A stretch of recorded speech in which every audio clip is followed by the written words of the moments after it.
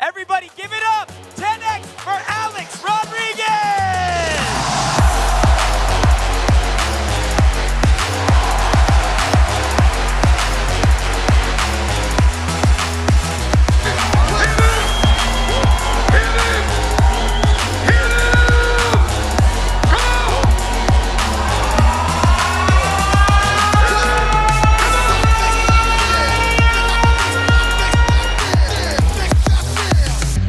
Talk to me, A-Rod, about liabilities and assets. I have this saying that, like, liabilities can be your assets, and assets will always become liabilities at some point.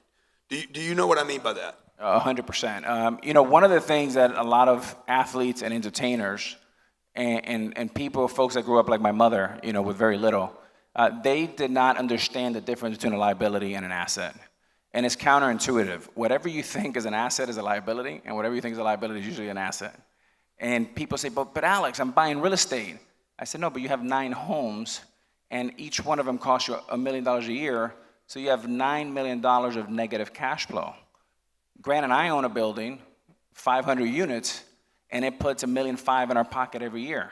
So when you perform that out and you forecast that over 10 years, the delta is about $25 million, right?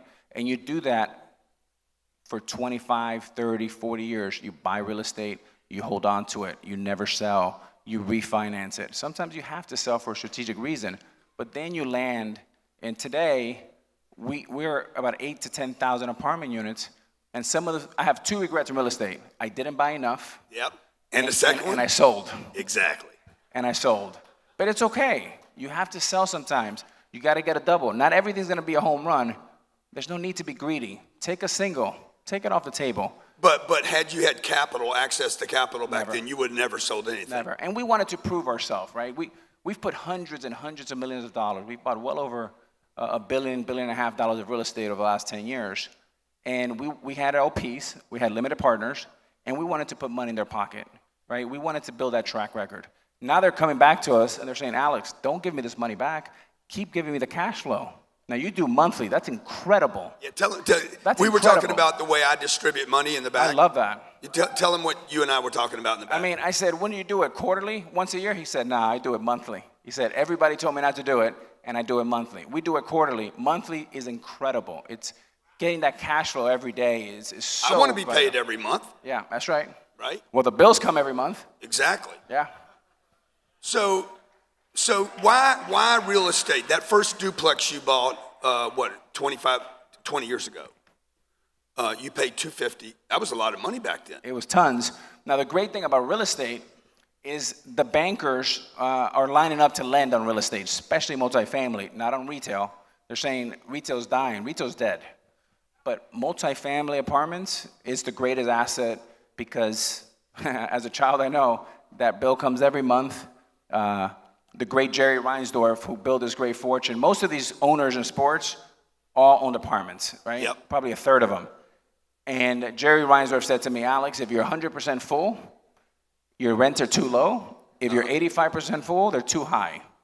In the middle of a pandemic, we collected 94% of our rents in the middle of a pandemic. And we implemented programs, computers, teaching, because a lot of people are going through difficult times. They're homeschooling, which is very difficult for these young people. I mean, can you imagine us having to do Zoom for high school or junior high? What a terrible situation for them. So you feel for them. So we're going into our communities and we're giving back and we're putting computers in place so they don't fall behind. And you've owned real estate around the country. What states do you like right now? I mean, I like the red states. Yeah. Red. Yeah. And he visits blue states. But he invests in red states. And look, all you want is you want pro-business, right? I mean, as business people, we employ so many people, we give so much opportunity that we've had a lot of success. We're in 14 states all over the Southeast, a couple out on the West Coast, but we keep it really simple. We buy about $100,000 a door, and our rents are from $800 to $1,200. We do all non-recourse debt, usually Fannie Mae, and we hold them IO for 10 years. And we just refinance every 10 years and just go to sleep. I used to get a little bonus. I would say, oh man, that's another couple apartments I could do with Grant, right? I would do a signing bonus. Explain that. Right. So let's just say when I was coming up, I made 40, 50 G's. That was a lot of money, right? I got 40 G's. Well, if you don't have something to do with that 40 G's, what are you going to do? It's going to go away. You're going to waste it. You're going to buy a car. You're going to buy a chain. You're going to buy a watch. All stuff that are liabilities are going to make you poor and work harder and stress when you're older. But what I would do is, do I want to go to Atlanta and do a card show? I would say, I don't really want to. But if I have $40,000, that means I can buy $200,000 worth of apartments. So I just started thinking about the future. And I would take that 40 and I would send it to someone like Grant, or I would just go buy it with my company. This is when I was starting out. So every opportunity, I like to take it and say, I can grow here. And that's how I thought about it. So just so you guys understand, you guys that aren't in the real estate, he gets a bonus for 40 grand. He could go spend it on a watch. That's 40 grand. And he's got a big watch collection, by the way. Or back in the day, he could say, I'm gonna take that 40 grand and I'm gonna leverage it and buy $200,000 worth of real estate. Okay, and that will cash flow and pay him over long periods of time. And I did exactly the same thing. Like I never spent any money. I had money and nobody knew I had any money because I would just take it and dump it all into the real estate. I'm always broke. How important has it been for that, to have that I'm broke mentality, to get up every day? Every day I feel like I'm gonna go broke tomorrow. It's just the fear that keeps me kind of hungry, keeps me away from staying complacent.